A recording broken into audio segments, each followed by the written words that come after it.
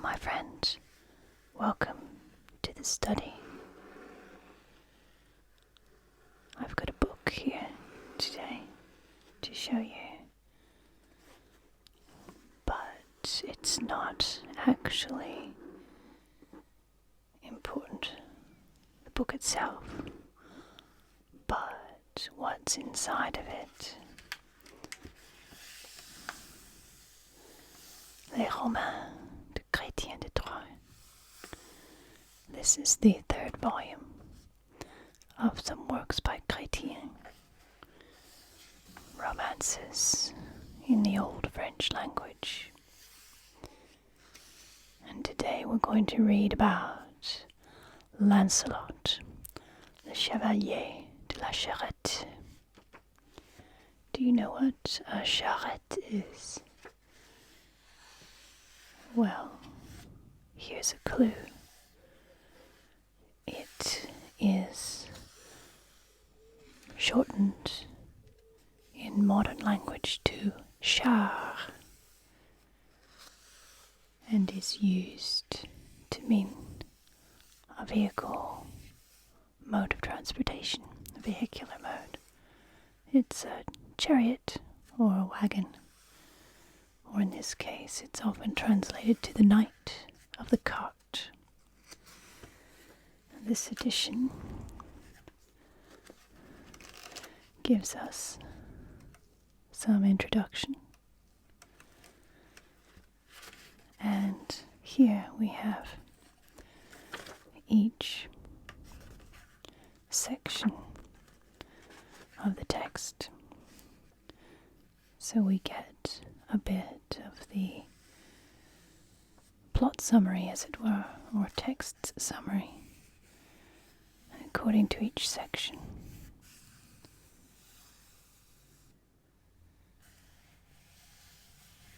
Let's begin by talking a little bit about Chrétien himself. Chrétien de Troyes was an author, and he wrote 5 Arthurian verse romances, among other works.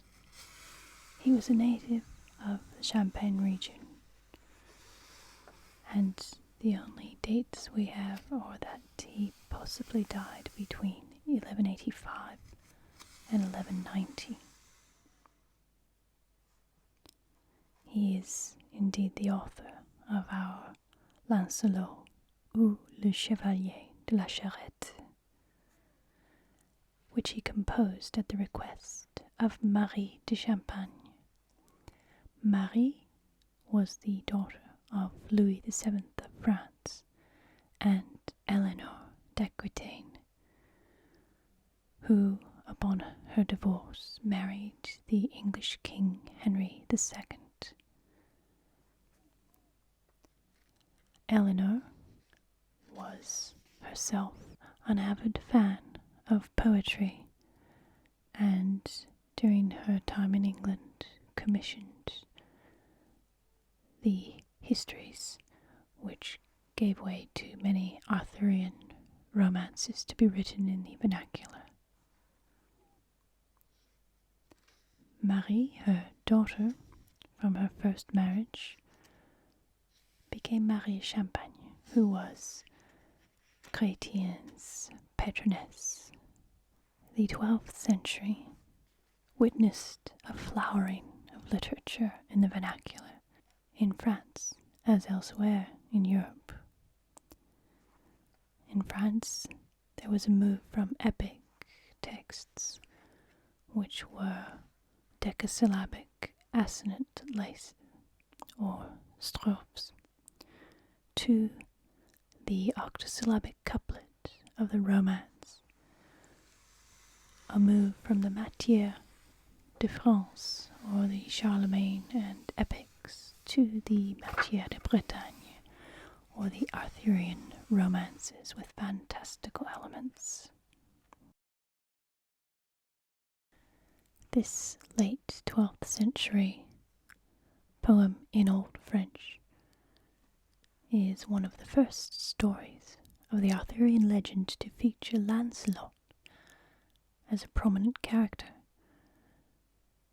It features the abduction of Queen Guinevere and is the first text also to feature the love affair between Lancelot and Guinevere. This story established Lancelot's subsequent prominence in the English Arthurian canon, the Matière de Bretagne. Chrétien was the first writer to deal with these Arthurian themes of Lancelot's lineage, his love affair with Guinevere, including secret love, infidelity, and the overarching theme of courtly love, purportedly one of Marie de France's favourite subjects.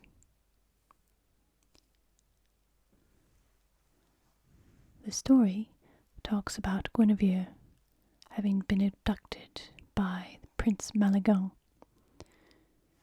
Maleagant tricks Arthur into letting him abduct the queen, despite Gawain's protests. Then, when Gawain finally secures permission from Arthur to pursue them and rescue Guinevere, he meets Lancelot. Lancelot has ridden his horse to death and he's on foot, and Gawain helps him by giving him his own horse. Later Gawain meets him again, and Lancelot has ridden this horse into the ground as well, again on foot. They agree to go together to rescue Guinevere, but Lancelot, having no horse, is forced to take up the offer of a dwarf who is driving a cart and ride in it. This, of course, is very demeaning for a knight, and is the beginning of all of the pains and trials he suffers on his way to rescue Queen Guinevere. He and Gawain separate and reunite from time to time, and there's a multitude of adventures as you would expect in any knightly tale. In the end, of course, there's a big duel with Maleagant, and Guinevere is saved.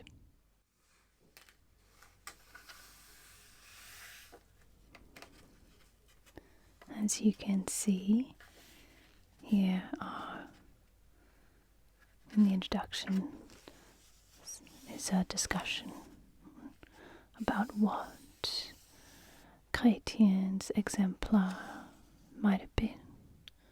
So, the literature he was reading, the Arthurian material, the matter of Britain.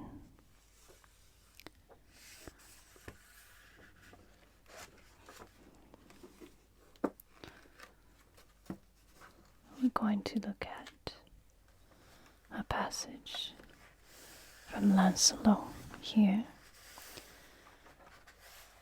and you can see that the line numbers of different manuscripts are given, as well as the folia numbers there.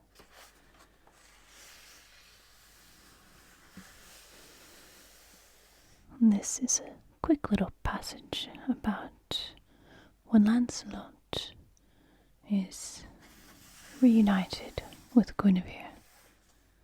So we are talking about Le Roi, the King Badmaju, or the father of Prince Maleagant. Quand Lancelot le caressier de la paix faire et adressier au plus quiconque puait se peine tant qu'il avait leur l'amène, le roi, la reine voir, l'or ne laissa mieux choix. La reine s'ésaille vers terre, un l'alignement requiert. Si l'endroit de son poire et ses filets l'y asseoir, puis parleront à leur plaisir, de quand que leur vin à plaisir, de matière ne leur failloir, qu'à mort assez leur embailloir.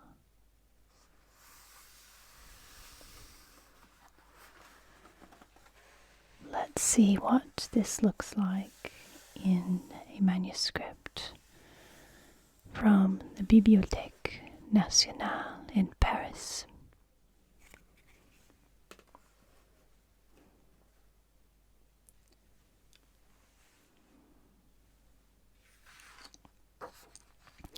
This is the Codex 794 from the Bibliothèque Nationale in Paris. It's not the actual codex. These are some printouts that I've made. This one to show you how beautifully done those volumes taken in by the Bibliothèque Nationale.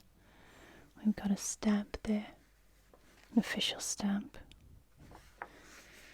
and this beautifully clear, precise handwriting telling you the foliant numbers for each work in this manuscript.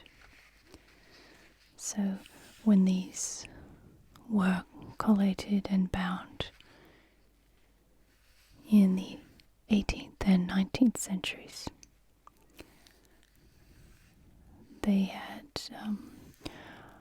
front and back end pages put in, and here where someone has written the table of contents with some notes there.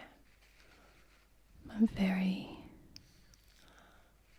very meticulous and clear and well done.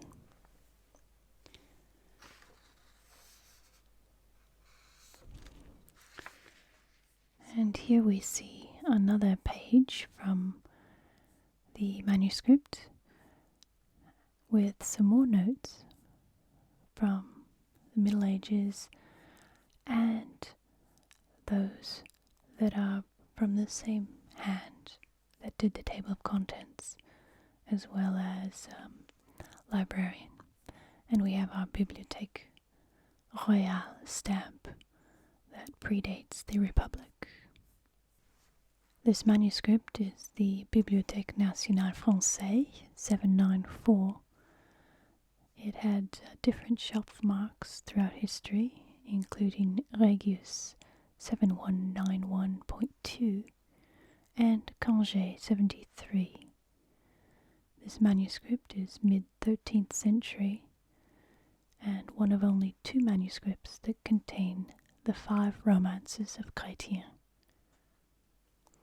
The other also being in the collection of the Bibliothèque Nationale. This one was transcribed by a certain Guillaume de Provence. We know this because he writes his name, identifying himself, on Folia 105 recto.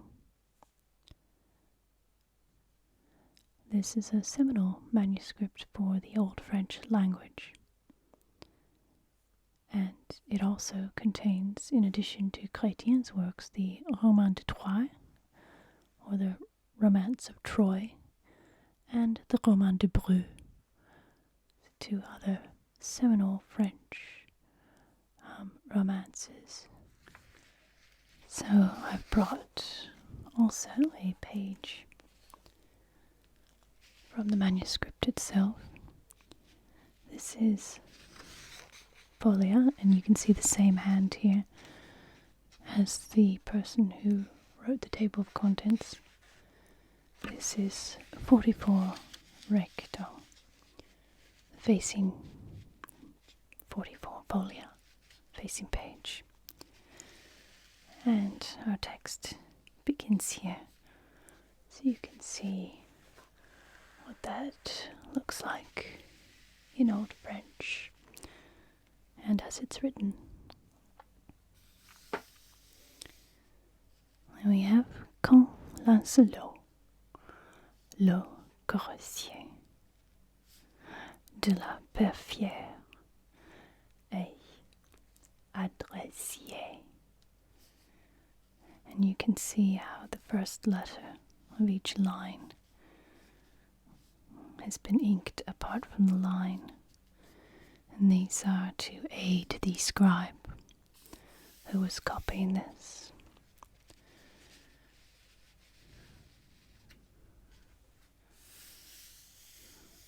Let's have a look at the language.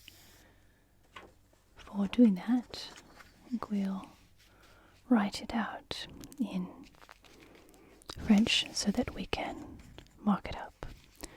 We'll use this incredibly soft, smooth paper from our favorite notepad. Some Jacques Urbain ink is my favorite at the moment. Amethyst Dural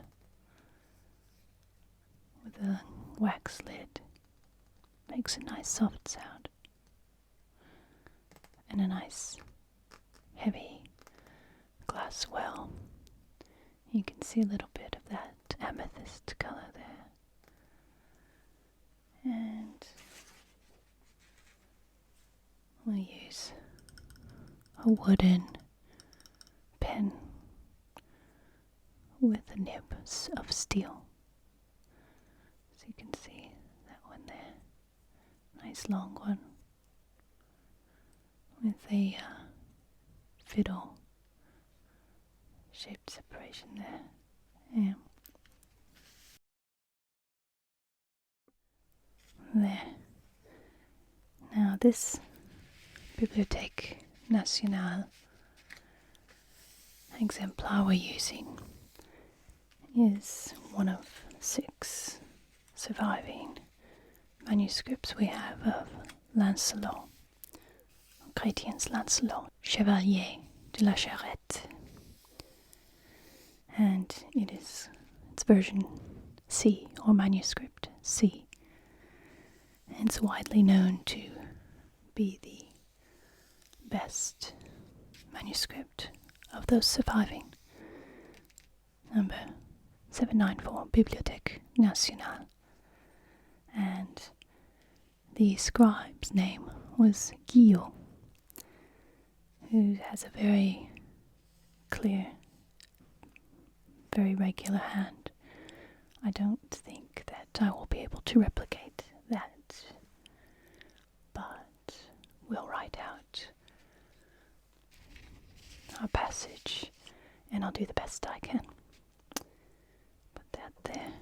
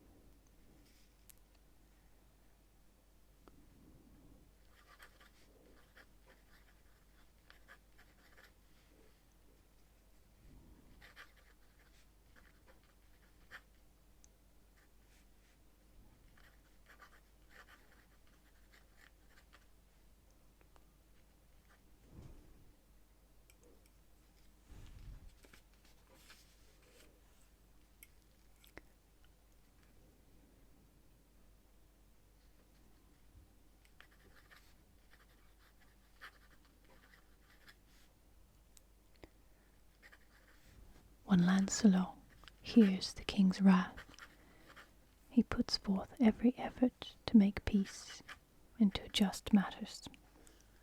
When his efforts have met with success, the king takes him away to see the queen. This time the queen did not lower her eyes to the ground, but she went to meet him cheerfully, honoring him all she could, and had him sit beside her. Then they talked at great leisure about whatever they felt like, and they were not short of subjects with which love supplied them in abundance.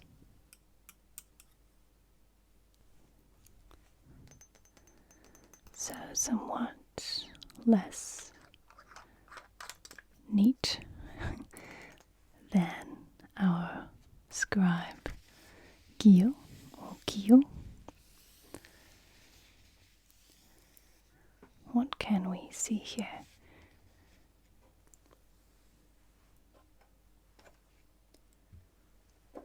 To take a new ink. This is Diablo Mount.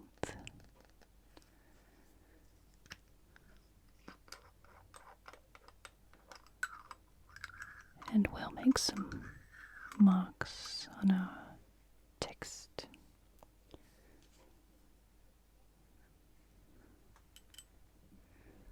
The first thing we notice here is the rhyme,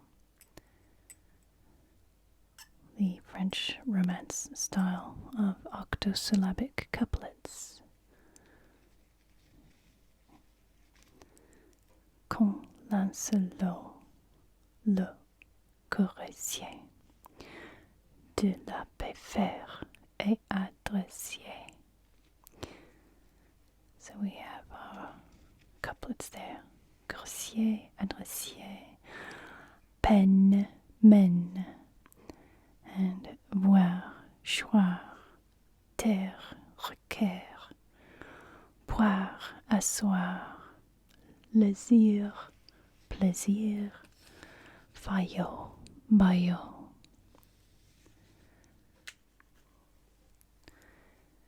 The language here is a language of Troyes in southern Champagne, or southern Champenois.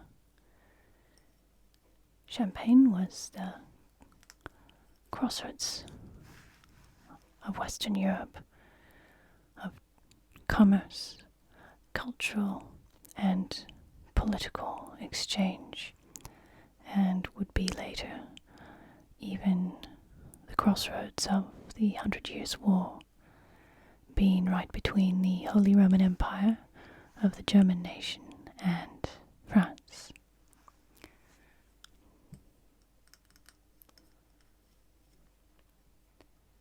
The language of Champagne region then shows corresponding variants.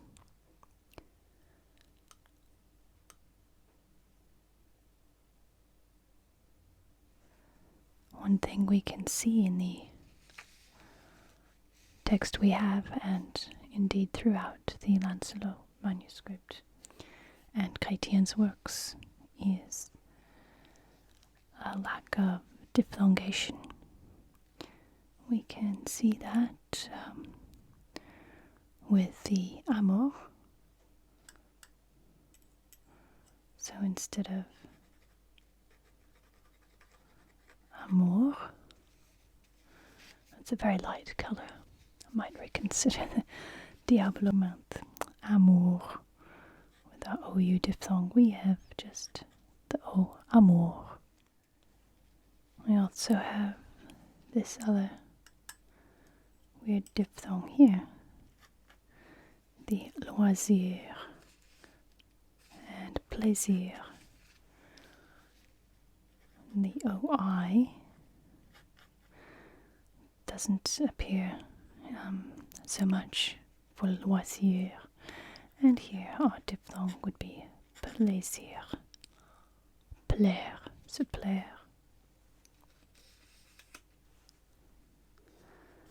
Another interesting thing we have here is the negation.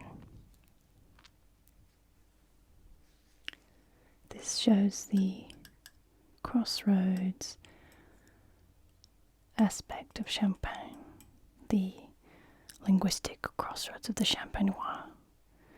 So we have me, and there's the n, of course, from the Latin directly, and I think that's our only ones here. The mi comes from mica, which meant crumb or very small piece, rather negligible, and this was a localization favored in the north and east of French-speaking regions, whereas the pa, which we don't see here, but it does occur in these romances by Chrétien, is favored in the central and western regions, and it comes from passum, a step. So our Latin there. So these little localizations are almost like slang. So mi is a negation.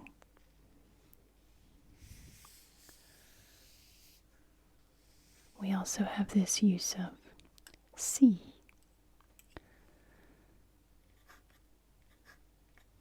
It's been simplified in modern French to mean if. But here in our Old French, it was used in different ways to structure or articulate the discourse happening in the verses in the story. For example, it could be used at the beginning of clauses, just like the normal if, but in this case to link them in a temporal sense, such as then or next, just like in the Latin. And here we have si le rat descend point et sa fille le lit à soir. So we have a consecutive meaning, the equivalent of modern French a in this instance. The last thing I'd like to show you in this piece of text that we can see is one that has become typical of Old French manuscripts and favoured by Chrétien, the use of an infinitive as a noun. Here we get boire, boire, and ans. And that one comes directly from the Latin antius, a word meaning but or on the contrary. Antius, on the contrary, however, but. So what we happen is after this clause we get an infinitive functioning as a noun, and after a negative clause as well. This construction gradually fell out of use by the 17th century because the grammarians didn't like it.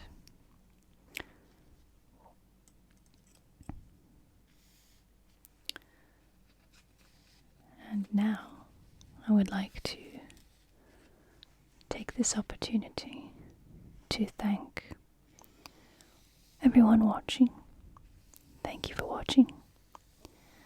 I'd like to thank those of you who have subscribed, and if you haven't yet, joined the study, please do click the subscribe button.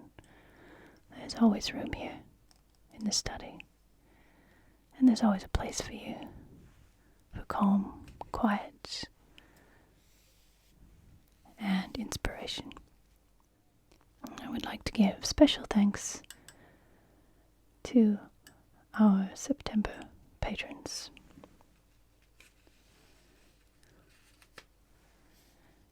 From Patron, we have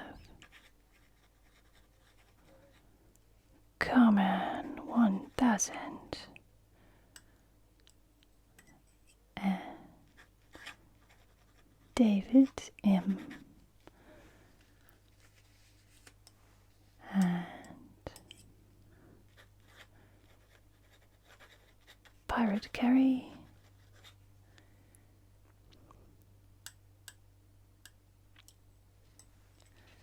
and